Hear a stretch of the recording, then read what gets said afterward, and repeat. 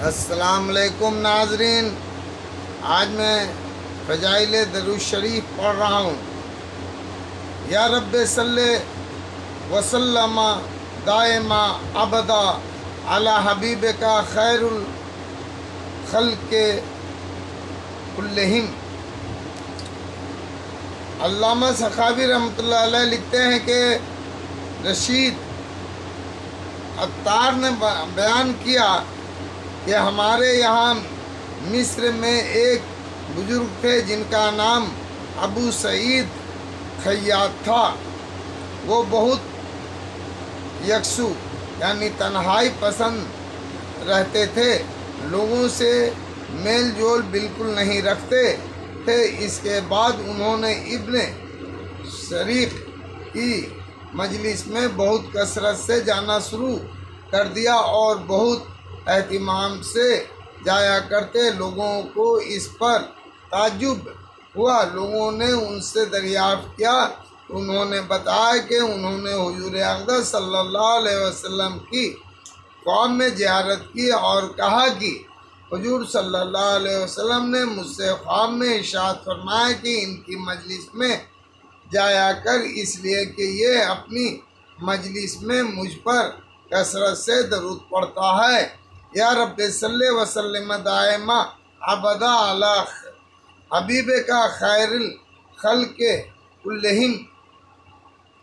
ابو العباس احمد بن منصور رحمۃ اللہ علیہ کے جب انتقال ہو گیا تو اہل سراج میں سے ایک شخص نے اس کو خواب میں دیکھا کہ وہ سراج یعنی فارس کا ایک مشہور شہر کی جامع مسجد میں محراب میں کھڑے ہیں اور ان پر ایک جوڑا ہے اور سر پر ایک تاج ہے جو جواہر اور موتیوں سے لدا ہوا ہے۔ خواب دیکھنے والے نے ان سے پوچھا، انہوں نے کہا اللہ جل شانہ نے میری مغفرت فرما دی اور میرا بہت اکرام فرمایا اور مجھے تاج عطا فرمایا، اور یہ سب نبی کریم صلی اللہ علیہ وسلم پر کثرت سے درود کی وجہ سے ہے۔ یا رب صلی وسلم دائما ابدا اعلی حبیب کا خیر الخلق کلہم۔ صوفیہ میں سے ایک بزرگ نقل کرتے ہیں کہ میں نے ایک شخص کو جس کا نام مستح تھا اور وہ اپنی زندگی میں دین کے اعتبار سے بہت ہی بے پرواہ اور بے باک تھا، یعنی گناہوں کی کچھ پرواہ نہیں کرتا تھا۔ مرنے کے بعد خواب میں دیکھا، میں نے اس سے پوچھا کہ اللہ تعالیٰ نے کیا معاملہ کیا؟ اس نے کہا کہ اللہ تعالیٰ شانہ نے میری مغفرت فرما دی۔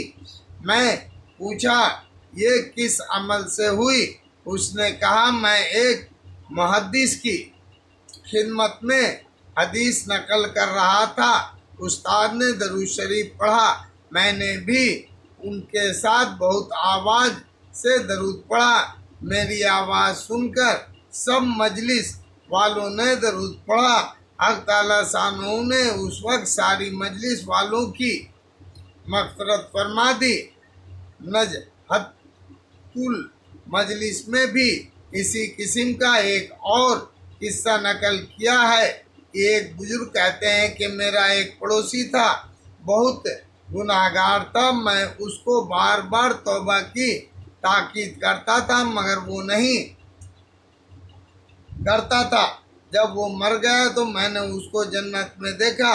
میں نے اس سے پوچھا کہ تو اس مرتبے پر کیسے پہنچ گیا؟ اس نے کہا میں ایک محدث کی مجلس میں تھا، انہوں نے یہ کہا کہ جو شخص نبی کریم صلی اللہ علیہ وسلم پر زور سے درود پڑھے اس کے لیے جنت واجب ہے۔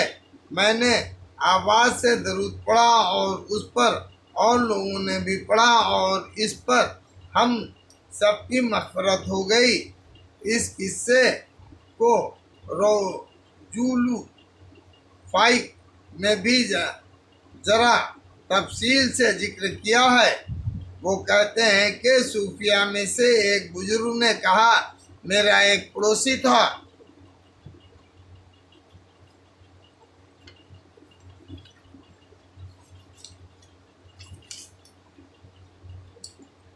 بہت گناہگار، ہر وقت شراب کے نشے میں مدہوش رہتا تھا۔ اس کو دن رات کی بھی خبر نہ رہتی تھی۔ میں اس کو نصیحت کرتا تو سنتا نہیں تھا، میں توبہ کو کہتا تو وہ مانتا نہیں تھا۔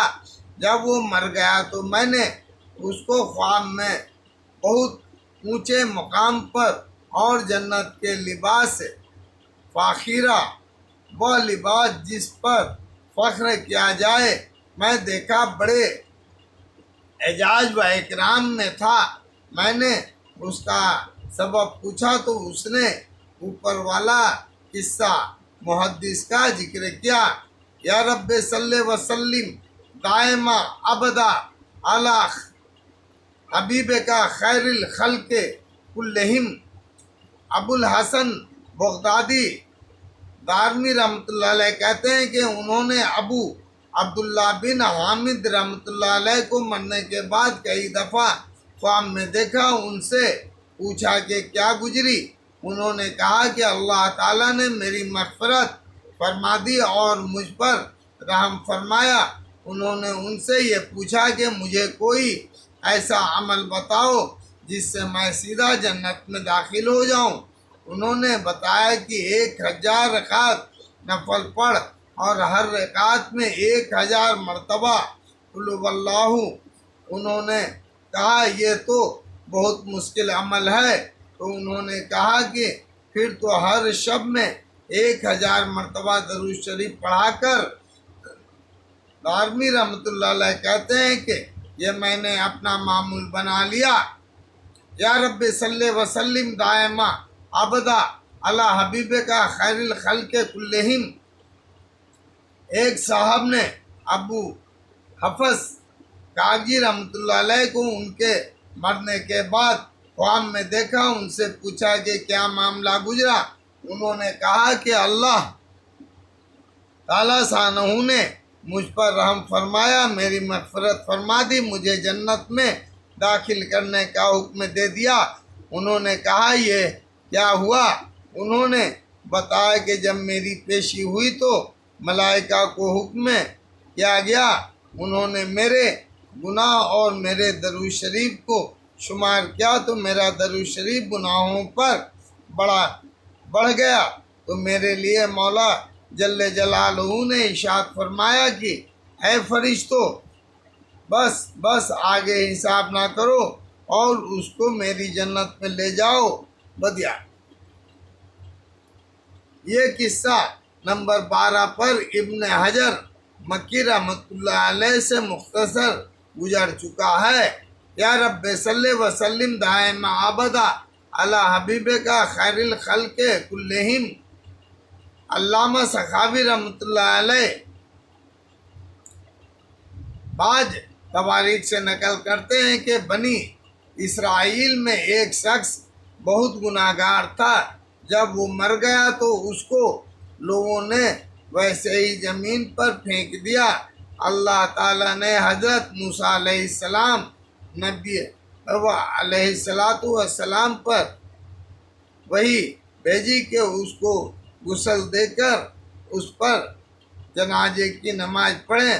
میں نے اس شخص کی مغفرت کر دی۔ حضرت موسیٰ نے عرض کیا یا اللہ یہ کیسے ہو گیا؟ اللہ جل شانہ نے فرمایا کہ اس نے ایک دفعہ تورات کو کھولا تھا، اس میں محمد صلی اللہ علیہ وسلم کا نام دیکھا تھا تو اس نے ان پر درود پڑھا تھا تو میں نے اس کی وجہ سے مغفرت کر دی۔ اس قسم کے واقعات میں کوئی اشکال کی بات نہیں، نہ تو ان کا یہ مطلب ہے کہ ایک دفعہ درود شریف پڑھ لینے سے سارے گناہ کبیرہ اور حقوق العباد انسانوں کے حق معاف ہو جاتے ہیں، اور نہ اس قسم کے واقعات میں کوئی مبالغہ یا جھوٹ وغیرہ ہے۔ یہ مالک کے قبول کرنے لینے پر ہے، وہ کسی شخص کی معمولی سی عبادت ایک دفعہ کا کلمہ طیبہ قبول کر لے، جیسا کہ فصل اول کی حدیث نمبر 11 میں حدیث البطاقہ میں گزر چکا ہے، تو اس کی برکت سے سارے گناہ معاف ہو جاتے ہیں۔ ان اللہ لا یغفر ان یشرک بہ ویغفر ما دون ذلک لمن یشاء۔ اللہ تعالیٰ کا قرآن پاک میں ارشاد ہے، بے شک اللہ تعالیٰ شانہ تو اس کی مغفرت نہیں فرماتے کہ ان کے ساتھ کسی کو شریک کیا جائے، یعنی مشرک و کافر کی تو مغفرت ہے نہیں، اس کے علاوہ جس کو چاہیں گے بخش دیں گے۔ اس لیے ان قصوں میں اور اس قسم کے دوسرے قصوں میں کوئی اشکال نہیں ہے۔ اللہ تعالیٰ شانہ کو کسی کا ایک دفعہ کا درود پڑھنا پسند آ جائے، وہ اس کی وجہ سے سارے گناہ معاف کر دے، با اختیار ہے۔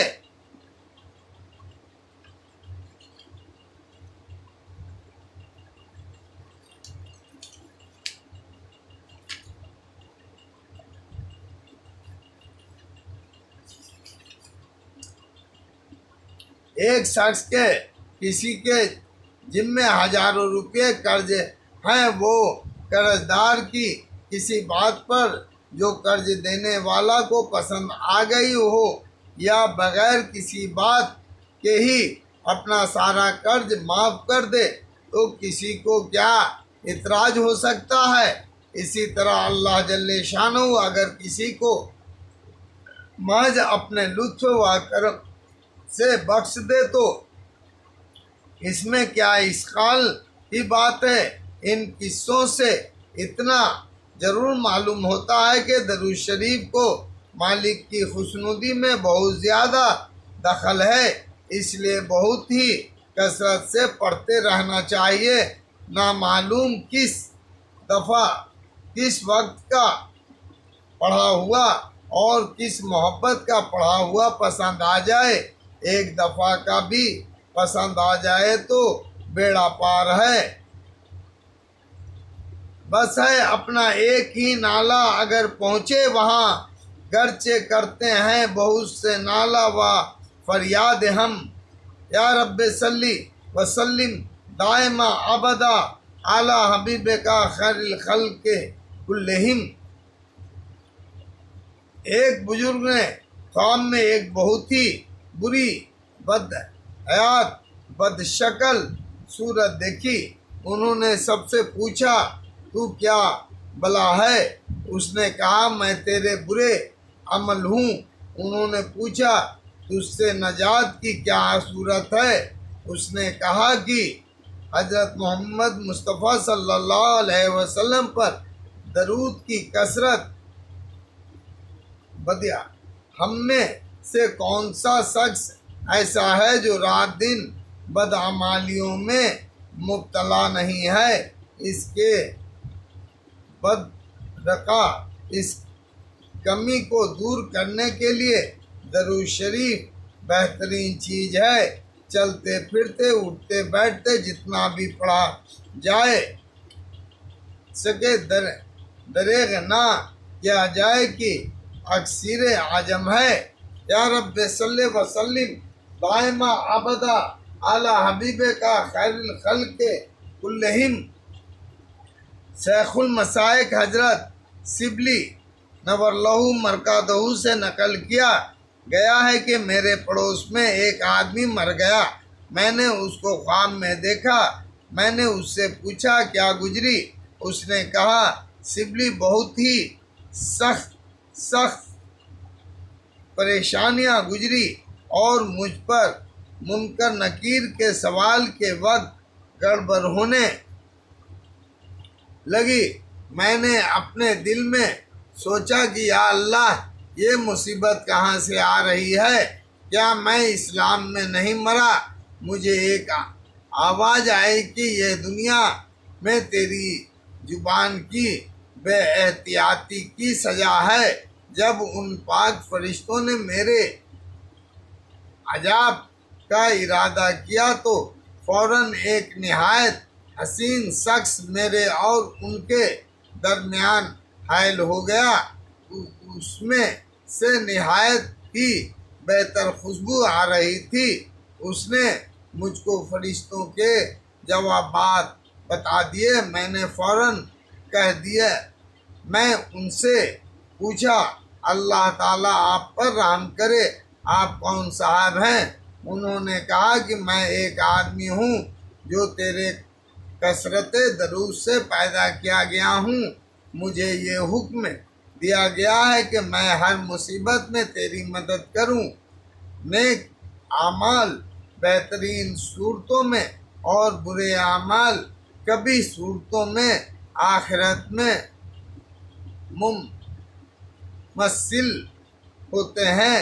فضائل صدقات حصہ دوم میں مردے کے جو احوال تفصیل سے ذکر کیے گئے ہیں، اس میں تفصیل سے یہ ذکر کیا گیا ہے کہ میت کی لاش جب قبر میں رکھی جاتی ہے تو نماز اس کی دائیں طرف، روزہ بائیں طرف اور قرآن پاک کی تلاوت اور اللہ کا ذکر سر کی طرف وغیرہ کھڑے ہو جاتے ہیں، اور جس جانب سے عذاب آتا ہے وہ مدافعت یعنی اس کو دور کرتے ہیں۔ اسی طرح سے برے اعمال کبھی صورتوں میں زکوٰۃ کا مال ادا نہ کرنے کی صورت میں تو قرآن پاک اور احادیث میں کثرت سے یہ ذکر کیا گیا ہے کہ وہ مال اژدہا بن کر اس کے گلے میں طوق ہو جاتا ہے۔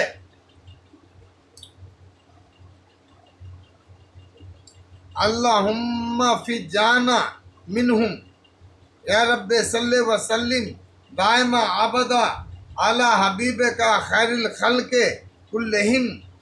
حضرت عبداللہ بن سمورہ رضی اللہ تعالیٰ فرماتے ہیں کہ ایک مرتبہ حضور اقدس صلی اللہ علیہ وسلم باہر تشریف لائے اور ارشاد فرمایا کہ میں نے رات ایک عجیب منظر دیکھا کہ ایک شخص ہے، وہ پل صراط کے اوپر کبھی تو گھسٹ کر جاتا ہے، کبھی گھٹنوں کے بل چلتا ہے، کبھی کسی چیز میں اٹک جاتا ہے۔ اتنے میں مجھ پر درود پڑھنا اس شخص کا